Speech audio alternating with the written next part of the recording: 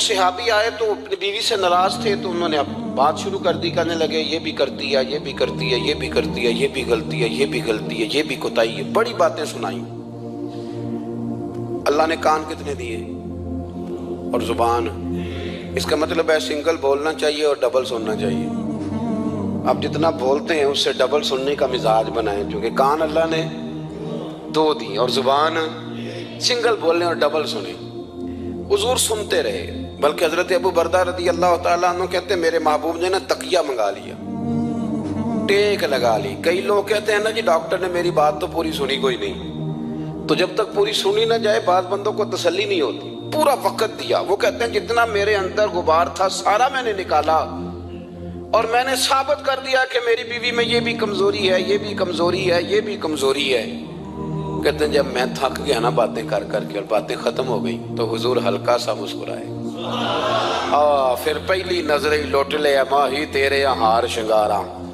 کہتے ہیں حضور ہلکا سا مسکرائے زیر لب اور فرمانے لگے کہ تیری بات ختم ہو گئی ہے تو ایک میں بھی کر لوں۔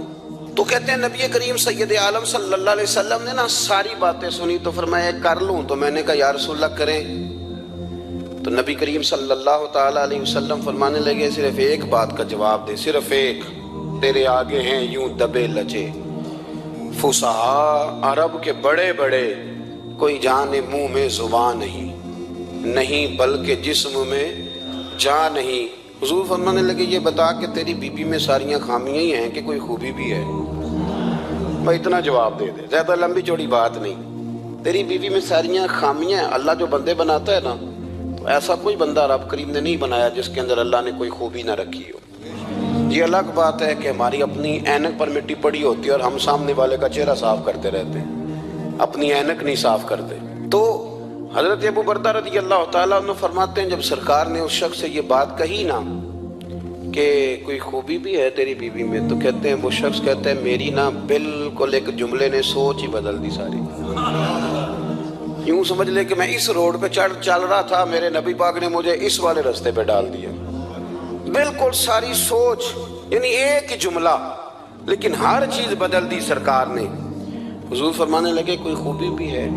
کہتے میں تھوڑی دیر چپ رہا، عرض کی یا رسول اللہ صلی اللہ علیہ وسلم آپ حکم کرے۔ تو حضور فرمانے لگے اپنی بیوی سے کبھی بغض نہ رکھو، اگر تمہیں اس کی خامیاں نظر آئیں تو اس بات پر توجہ کرو جو اس کے اندر خوبی ہو۔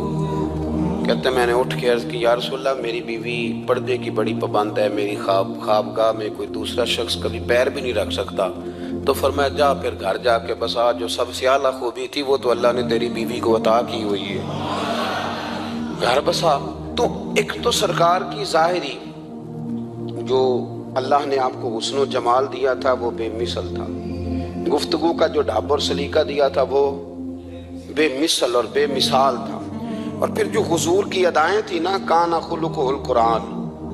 حضرت عائشہ صدیقہ کہتی ہیں میرے محبوب کے اخلاق دیکھنے ہو تو قرآن پڑھو، جن اخلاق کا قرآن درس دیتا ہے وہ عملی طور پر سارے مدینے والے محبوب میں پائے جاتے تھے۔